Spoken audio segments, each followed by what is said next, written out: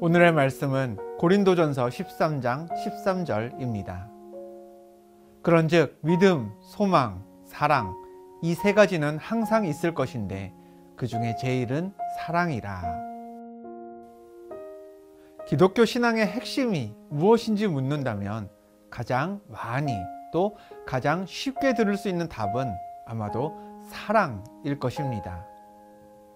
교회 교육이 시작되는 주일학교에서부터 많은 어린이들은요, 하나님이 세상을 이처럼 사랑하사로 시작되는 요한복음 3장 16절을 복음의 요약판이라고 배우면서 암송합니다.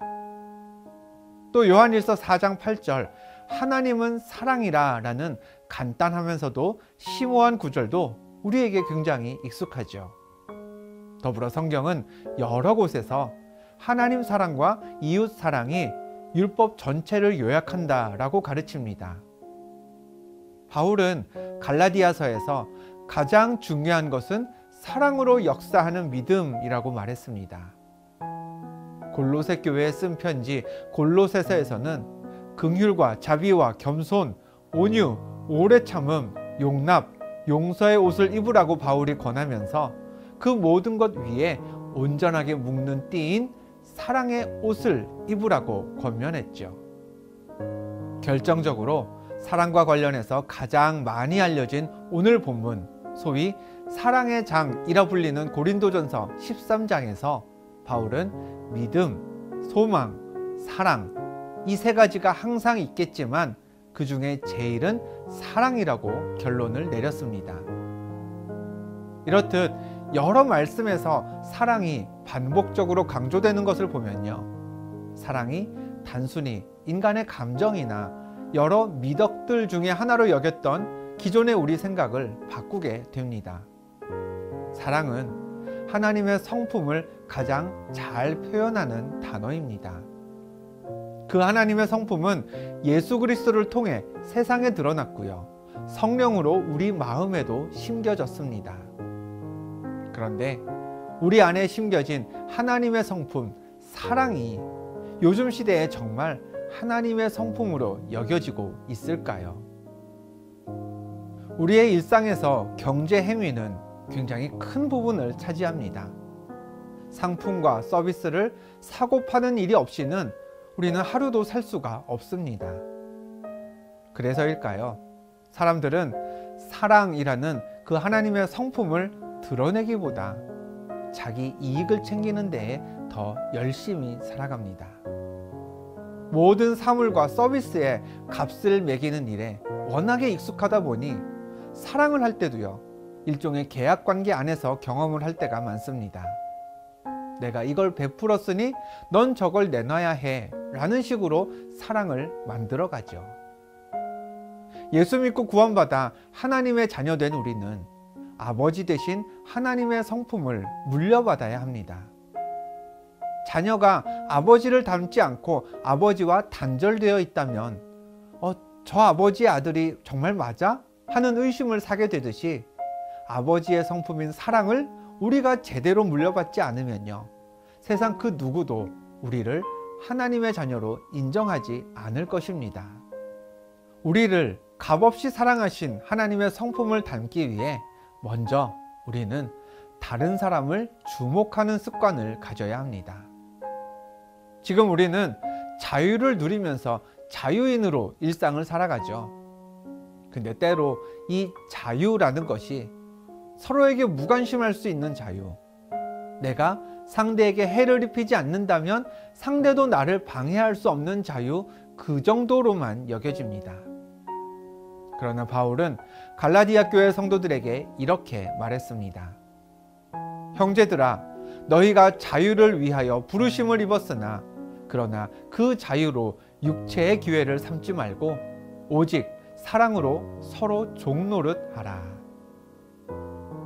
우리는 하나님을 예배하는 하나님의 자녀입니다. 우리가 예배하는 이유는 영적으로 충전하기 위해서나 혹은 예배해야만 하나님이 우리를 더 사랑하기 때문이 아닙니다. 하나님이 행하신 모든 일들, 모든 구원의 역사에 감사하는 마음으로 하나님을 찬양하고 예배하는 것이죠.